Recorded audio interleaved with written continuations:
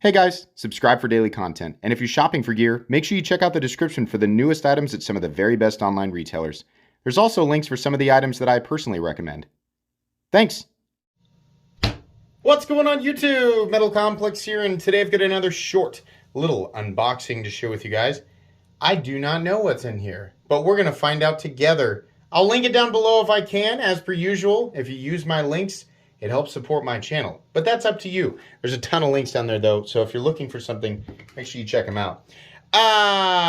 Please make sure to follow me on Instagram at metal_complex, and thanks to my generous patrons for supporting me if I didn't already say that. Sometimes I lose track in the intro. It's weird. You do thousands of videos with the same intro and you mess it up sometimes. Okay, so there's that.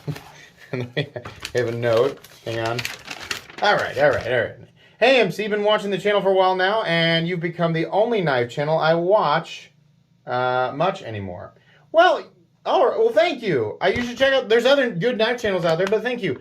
But here's the main thing, the main potato boy, with the drop point blade. There's a blah and a warm blade. I cared for a week to break it on the edge. Should be completely new since I didn't cut anything other than paper. Feel free to use, carry, and disassemble as you want. Here's his Instagram. Let's share that real quick. Make sure you give him a follow. It's because of people like him that I'm able to bring you guys daily knife content. I was confused. Well, by the magic of post-video editing, we'll just move into the unboxing. Thanks.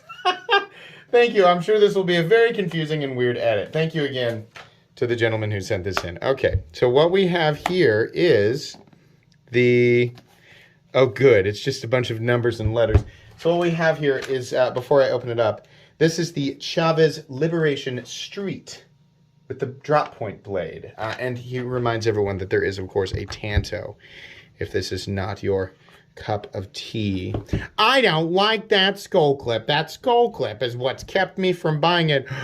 They have a regular clip that comes with it now. So all of you people who said that you didn't like the skull clip and you would definitely buy it if it had the regular clip, now you can buy it. Or were you just complaining?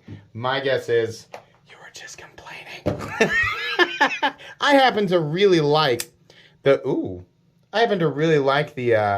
skull clip, but it probably does look really good, which is the regular clip here. Let's just cover him up there and see if we can just give you a good demonstration of how that would look. So there you go. That's essentially what you are looking at if you don't go with Skullboy. And it does look good, right? I mean, to the credit of the people who are saying that. Here's a nice surprise. This is actually quite a bit bigger than I thought it was going to be. I really thought I kind of want to buy this. I really thought that this was a lot smaller than it was, and it feels incredibly similar to my 229. Now, my 229 is a bigger knife for sure, but this guy is smooth, definitely. The flipper tab is wonderful. Detent, there's a ramp. Okay, so here's my question. If there's a ramp, can I put pressure on that? You can. Okay, so I was about to say there's double clutch. I don't like this because right there is where the ball starts to go up. But then I realized, push. See how smooth it is? The transition, there's a detent ramp. I don't think the detent ball setup is one. Well, in fact, I know because I just did it. The detent ball setup is not one that will cause. The only issue there is that you have to swing it past that ramp, but you can do it still because that ramp is pretty. It's pretty rampy. It's nice and smooth, right? So getting it over that ramp is fine.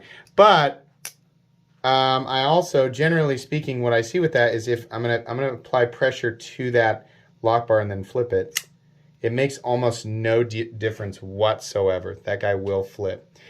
For those of you who've been pointing that out to me, saying, I don't have a problem with my frame lock, I don't know what you're talking about, right?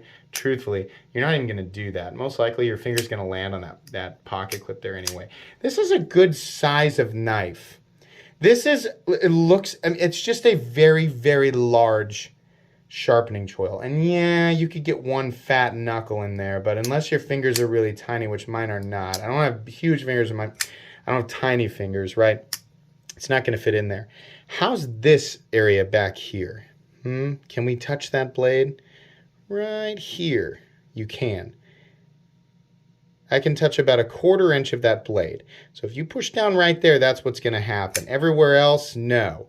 Not like the larger Liberation, which was a whole, what was it?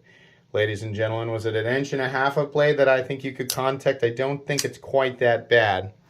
Yeah, I do like the size of this. This is nice. If you've ever wanted to carry a Chavez and thought, gosh, they're freaking hulking and massive, this one, which I believe is still available on various retailers. I'll link it. This one's actually pretty cool. Right now, I am trying to find the darn thing. Hold on, I'm going to edit the video. Okay, I've got it. So what I wanted to do was get out my 229, which I think the last drop of these was, were they 2019 or something like that? So if you're wondering the size versus the 229, here it is. Yes, the 229 is bigger. It's it's not that much bigger. It's more, in fact, the blade length, the actual cutting edge, is maybe 1/2 inch. I don't know. Let's measure them both real quick. I know it makes more sense to do the full size Liberation because this is the street.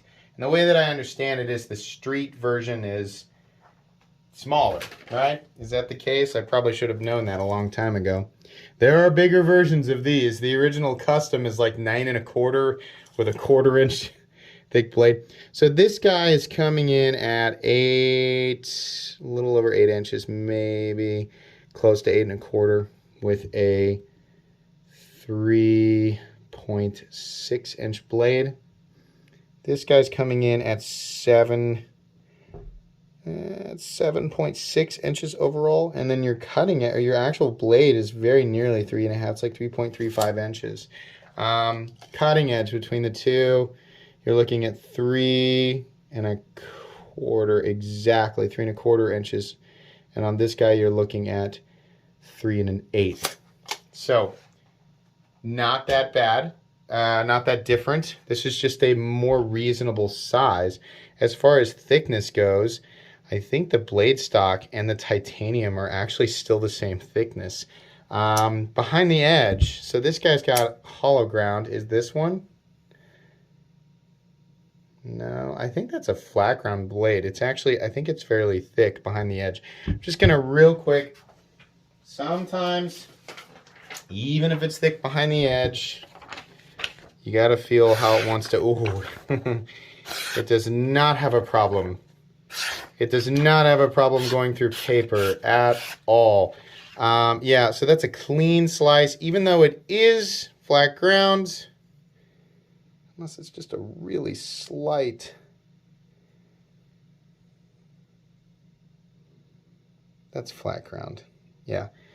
Unless the hollow is really, really slight, I'm pretty sure, yeah, it's flat. But this guy is very much readily slicing versus, let's do my 229, which is honestly slicing about exactly the same, despite it. This one's even lifting, it's even rolling the paper a bit. So, yeah, they both feel pretty freaking similar. They both slice just fine. Yeah, I like that a lot. That's actually way, I don't know why I thought it was so much smaller than it is. But I actually really do like this. So this is available in Tanto and drop point configuration. Personally, I would go with the drop point. I think this looks really good. This is a very handsome looking blade. And again, I don't like the skull. I don't like the skull though. Well, then you can get this. You can just get the, you know, the long duck face if you want. Don't say that, Complex, because then we're not going to be able to unsee that. Well, sorry. Now you have to. But, yeah, you can get it in Tanto or drop point configuration, full titanium or titanium and G10. If the weight of, should we weigh it? We will. Whoops, sorry. Bye, car keys. Guess I'll find those later. The weight on this full titanium variant is quite heavy at 5 ounces, but that's because, I mean, I think that's because there's no internal milling whatsoever. I'm going to guess the G10 and titanium version weighs something like 3.5 to 3.75 ounces, maybe 4, maybe only shave away an ounce off of it. In any case, that's the reason for that, is to shave some of the weight off of there. But I think I've actually got multiple retailers down in the description that are still carrying these. So they're pricey. They are made by Riot. But one of the cooler things out there for sure right now. For sure. Very cool. Very excited to take a look at this. Thanks again to Blue Knife Nut for sending this in for me to take a look at. You'll get a full, this is not a review. This is an unboxing and first impression. Since I just now handled it, it would make no sense to review it. There will be a full comprehensive review 3 to 4 weeks down the road. Please make sure to follow me on Instagram at metal_complex. If you enjoyed this video, leave a like. If you'd like to check out my other content, I do, of course, have lots of videos of knives that are either expensive or inexpensive that I do or don't like, so check those out. And if you enjoy all my content, go ahead and click on that Metal Complex logo right there and subscribe, because there's definitely more coming. Thanks again for watching, everybody, and have a great day.